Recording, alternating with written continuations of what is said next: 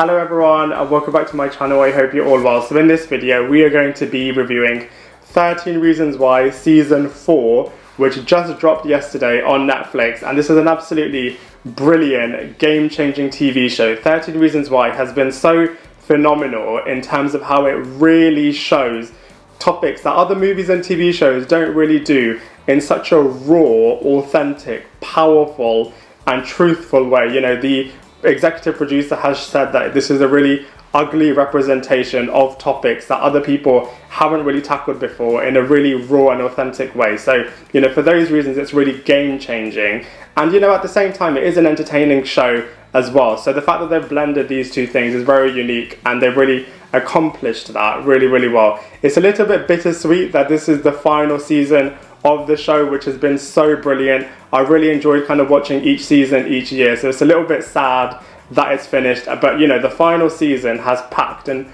almighty punch because it really does conclude the show in a really raw and authentic and emotional way, and it really tackles topics that they've leaned on before, but this season really does examine mental health, anxiety, depression, and the impact that that has on Clay Jensen, the lead character, played by Minnette. He does a brilliant performance, as he does with all of the other seasons, but in this season specifically, he's the narrator, which is really cool to kind of finally see everything from his narrative perspective, and to really examine seeing what the impact of all the other 3 seasons have had, as well as this season, on his mental health, seeing how he copes with all of this. So, you know, for those reasons, it's a really interesting final season conclusion to the brilliant show, which I'm going to break down in this video review.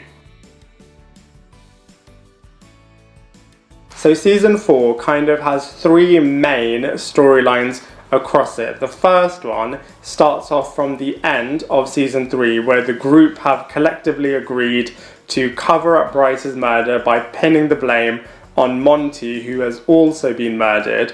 But this secret begins to unravel in season 4 when 3 new characters are introduced. Winston, who is Monty's alibi at the time of Bryce's murder. Diego, who was always apparently there on the football team, was kind of a friend of Monty. You never really see him in the other seasons, but in this season he is a football team member that is kind of trying to unravel the group's mystery and cover up. And Monty's sister. So the start of season 4 was kind of exploring this unraveling of this kind of cover up, and kind of did it in a bit of a horror way. And I was like, okay, so the 4th season of 13 Reasons Why is to do with horror. You know, the first season was all to do with why has Hannah Baker committed suicide. The second season was all to do with the court case. The third season was all to do with murder mystery. And I thought, okay, the 4th season is all to do with kind of like a horror and mental health kind of edge to it. But I just feel like this storyline was really rushed. I know they didn't have the full 13 episodes, and maybe they should have done, but I just feel like this storyline could have been and should have been so much better than what it actually was. It started off brilliantly, then was kind of shelved and paused for a little bit, and then was really rushed and just had kind of, it just felt like they were just trying to conclude it just for the sake of it, and then just kind of move on to kind of exploring what these characters are going to do next. So a little bit gutting that we didn't get to see more from this murder mystery storyline, as it really could have been pushed in a really interesting direction. The group could have been turning on each other. They could have added more kind of horror thriller aspects to it, kind of these 3 new characters kind of destroying the cover up that these characters are trying to do. So it's a real shame that they didn't kind of explore more from what they could have done with this storyline, because it was just such a brilliant setup in terms of the group all think that they've kind of got away with murder, so to speak, but then these new characters are kind of coming in and kind of destroying that. So, you know, it was really good in the beginning, but I just feel like they could have and should have just pushed the storyline a little bit further. But anyway, let's go on to the next one. So the second main storyline is all to do with Clay's mental health, which was brilliantly portrayed, showing his hallucinations, his disassociation, his paranoia, his overwhelm, his nervous breakdown. All of the aspects of his mental health in this season was just explored so well. You know, this character has a real hero complex. He always wants to kind of save the day, save all of his friends, and really he hasn't really saved himself yet. And so it was just really interesting to kind of really see the breakdown of this character and the trauma that he's gone through over the last 3 seasons really having an impact on him and really kind of playing with his mind and kind of seeing the impact on this character, which was just done so brilliantly by Dylan Minnette. I feel like he really did a brilliant standout performance, as he does with all the other seasons as well, but in this season particularly, just really bringing the topic of mental health to the TV screen. And in particular, I really loved the conversations that Clay was having with his therapist so that the audience can really understand the topic of mental health a lot more, and that it can encourage people to have a lot more conversations to do with mental health, which is what 13 Reasons Why as a TV show is all about. And then it had that killer twist with Justin then dying, and then that having an even bigger impact on Clay's mental health. So, you know, from the Clay mental health storyline point of view, it was absolutely captivating. And like I said, let's examine the next big storyline, which was Justin's death. Now, this was a really sad, unexpected, powerful, and emotional aspect of the 4th season, as the Clay and Justin relationship was such a strong and integral part of the 2nd season and the 3rd season. Not so much in the 4th season, as they were obviously kind of leading to this bit, so they didn't give that much character development to the Justin character. It was a little bit one-toned with what his storyline was kind of being involved, as it was obviously leading to this moment. But it was just really sad and disappointing, as like I said, you know, the Clay and Justin relationship was very powerful, very strong. Their bromance was great. The kind of humor that these two characters had when they were bouncing off each other was really cool as well. The brotherly relationship that these two characters had. So it was just a really sad storyline for the Justin character to pass away. But I guess, you know, they kind of had a bookend conclusion to the show, as, you know, it really mirrored what happened with Hannah and the sad impact that this has on the Clay Jensen character, kind of pushing his character down the mental health rabbit hole even more, seeing how and whether or not he can deal with this. But, you know, it was obviously as part of the 13 Reasons Why season 4 shock factor. They kind of really wanted to show the impact of drug use and to really inevitably have the Clay Jensen character kind of really going on his own journey. So it was very sad, but I can understand why they did that in the 4th season with the Justin character. So in terms of the plot of season 4 of 13 Reasons Why, there's 5 final points that I wanted to make. So the first one is the graduation speech by both Jessica Davis and Clay Jensen, and I just feel like these 2 speeches were absolutely brilliant. They were really reflective of the journey that these 2 characters have gone on over the course of the last 4 years. So that was absolutely brilliant. And Clay's in particular, I just really loved how he was just talking about really living your life and making the most of every single day, and was really reflective to the speech that Mrs. Baker made in Hannah's funeral, where she was saying, look, all of you guys just really go for your dreams. So, you know, very powerful and very emotional speeches at the graduation ceremony. The second one was the riots, which is really interesting in terms of very reflective of what we're kind of experiencing as a society at the moment. I feel like that storyline a little bit did take away from the whole murder mystery being unraveled, but was really interesting in terms of what all these characters are kind of going through. The next one was the prom. Now, the prom was really interesting as I was watching it, and I was like, this is very light-hearted, very fluffy, not very dark or sinister as 13 Reasons Why is as a TV show. Then they had the Justin character collapsing, and I was like, okay, there we go. That's 13 Reasons Why back to its normal form again. The next one is one that I've mentioned before, but I really loved the start of season 4, which was more to do with kind of like the scary horror thriller aspect, which was very similar to the Scream TV show and Riverdale, and it was just really nice to kind of see the characters in those situations. I wish that they had fleshed that out a little bit more, but like I said before, it was nice to see what we did see in that season for those particular storylines. And then the final one was the ending, and I really liked how they did kind of literally throw back a lot to what was happening with season 1 in terms of having some of the characters coming back in a bit of a cameo capacity to kind of wrap up the show in terms of burying the tapes. And I really liked how they had Hannah Baker's character approaching Clay. You'll think they're going to have a conversation, then it suddenly turns to Clay having a conversation with a new character, and I just feel like that was really reflective of the fact that Clay now has moved on from the past. He's seen all of the ghosts, he's kind of put them to rest, and now he's ready to kind of move on with his life. All of the characters are kind of interspersing into their own different storylines for the future. So it's a really nice way that they kind of ended the show with all of the different characters.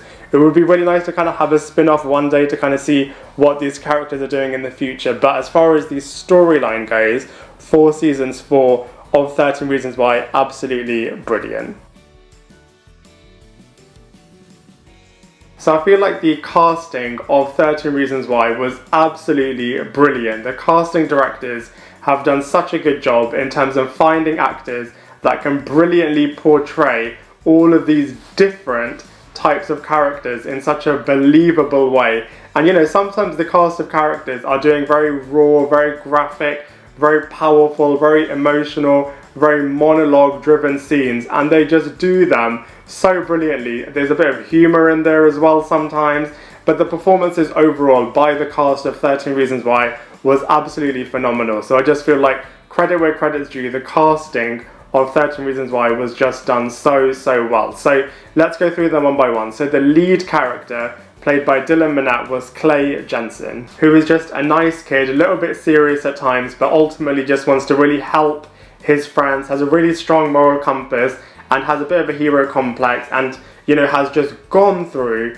so many crazy experiences, which just kind of comes to a bit of a culmination in the 4th season as he's just gone through a truckload of trauma, and you kind of really get to see the consequence and the impact of his actions in the 4th season. And it was really nice to kind of finally see Clay Jensen as the narrator in the 4th season. In the 1st season, he is the main lead character, but it's kind of Baker's narrative throughout the 1st season. The 2nd season, I would say, is very shared. All of the different characters are kind of lead characters in all of the different episodes, and equally there are different characters kind of narrating in the 2nd season, because it's all about the court case and the different characters' narrative perspective. The 3rd season goes back to having one narrator, where we have Annie kind of narrating the show, and Clay and Annie are kind of the lead characters. And in the 4th season, we have Clay Jensen kind of leading and narrating. So it's really nice to kind of see him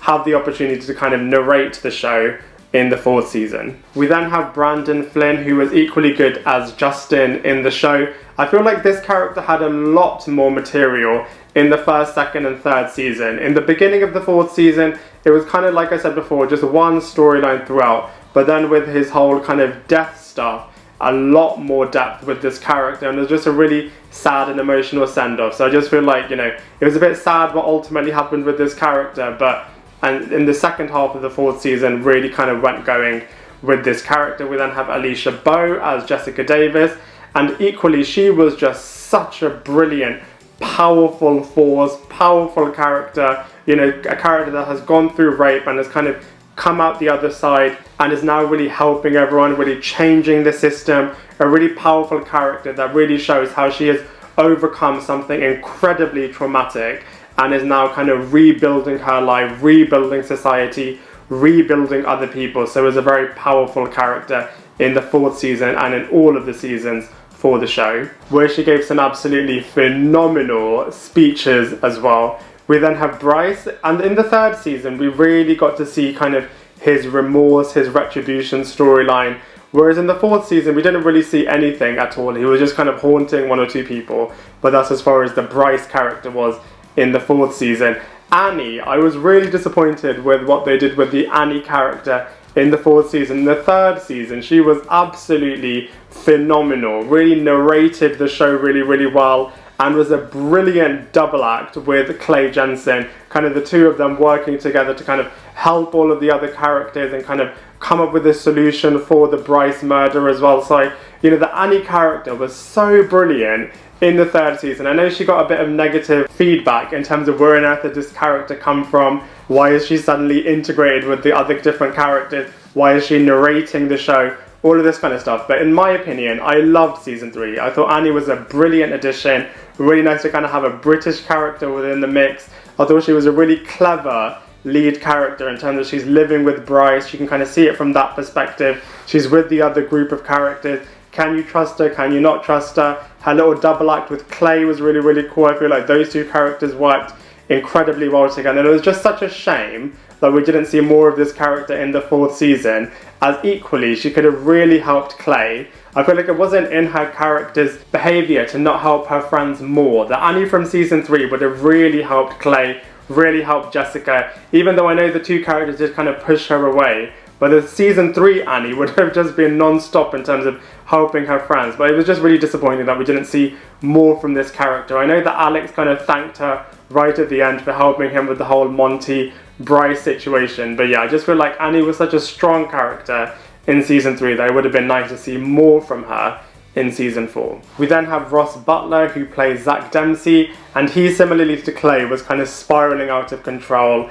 but was doing it in a lot more of an isolated way, without impacting all of the other different characters. I feel like they weren't too sure what to do with the character of Zach Dempsey this year. They could have pushed this character equally a lot more, and he had a bit of a random ending as well. So I just feel like, it was a bit disappointing with the Zach Dempsey arc, as in the previous seasons, this character has been a lot more interesting. Tony as well went through an interesting experience with kind of wanting to be a fighter, and then kind of this is his way of kind of channeling his trauma and all of that sort of stuff. But he had a bit of a nice ending, so that was really cool as well for that character. It was really nice to also see the ghost of Monty kind of tormenting all of the different characters as well, and leading Clay to becoming dark/evil Clay.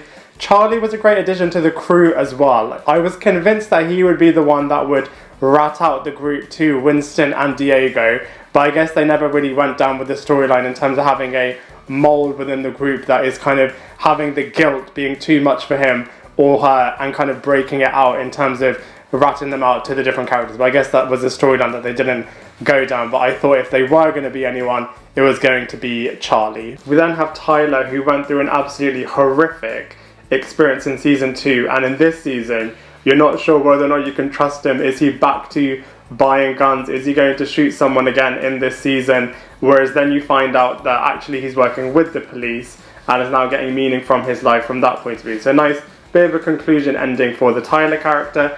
Alex, who was getting around quite a lot this year, but I just feel like with the Alex character, this was a character that almost committed suicide himself, and it would have been nice to kind of really push the guilt aspect for killing Bryce in the 3rd season for this character. It would have been really nice to kind of really explore that a lot more when he's kind of with Winston. Would Winston kind of find out that it was actually Alex? It would have been really nice to kind of really push this character in the darker sense with this season, and it was just a bit of a missed opportunity to not do that, I feel, with this character. And on that point, I just feel like the 3 new additions were really, really cool in terms of Winston, Diego, and Monty's sister. Monty's sister could have done a bit more, but I just feel like with Winston and Diego, they were brilliant, mysterious characters.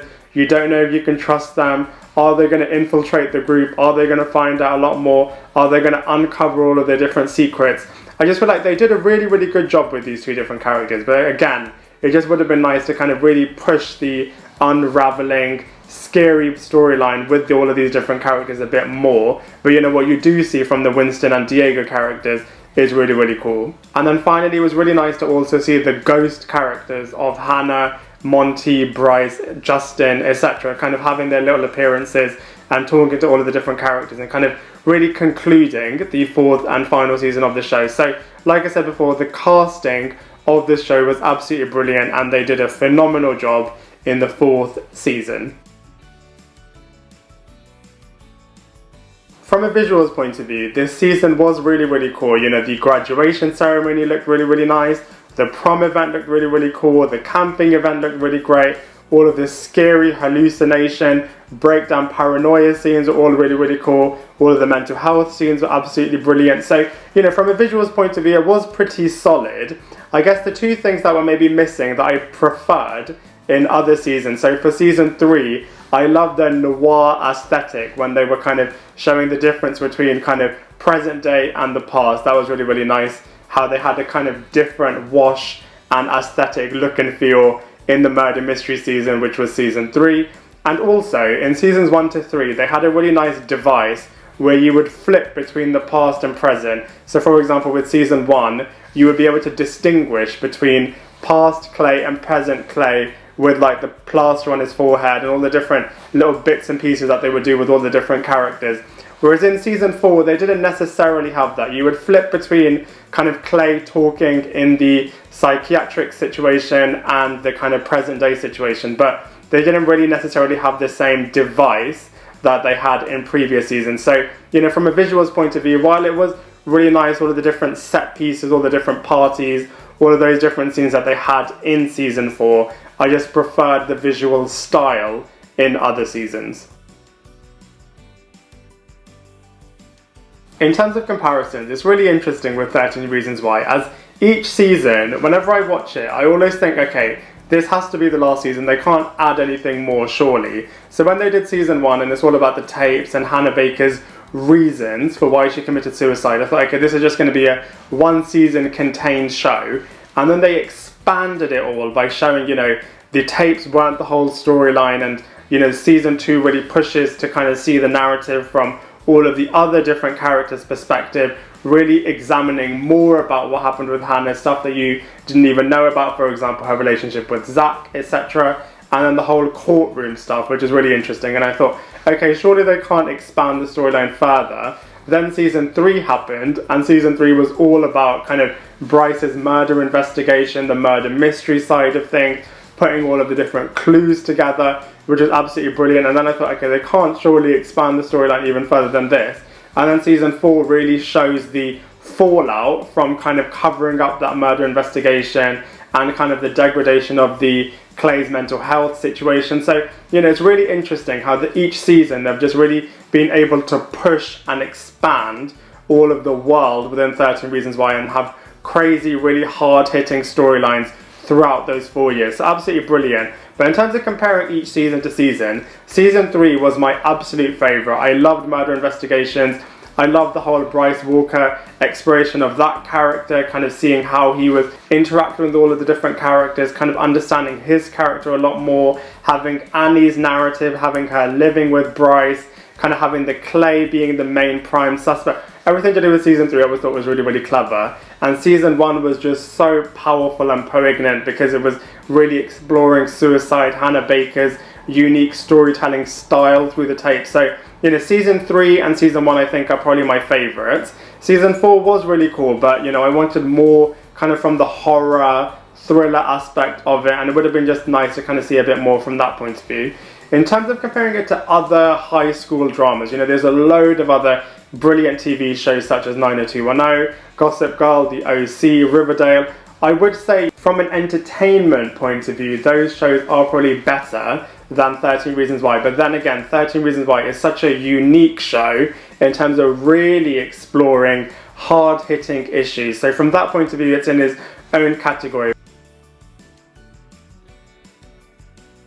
Overall, I have absolutely loved 13 Reasons Why. It's such a brilliant, breakthrough, game-changing show that really shone a light and a magnifying glass to issues that hadn't really been spoken about before, such as suicide, rape, murder, drugs, sexually transmitted diseases, racism, bullying, abuse, all of these really hard topics, and it really did kind of bring them to the center and really shone a light to them and really demonstrated that actions have consequences and to really think things through, ask for help when you need it. And it was just such a brilliant, captivating show with brilliant performances. So, you know, overall it's just definitely one to watch, and it's just such a great show, and I just wish that they do a spin-off one day to kind of really explore these characters further and to kind of see what happens next with all of these different characters. So, you know, for all of those reasons, I'm going to give 13 Reasons Why a solid 8 out of 10. I'd love to hear what you think, so please let me know in the comment section below. Otherwise, I look forward to seeing you in my next video.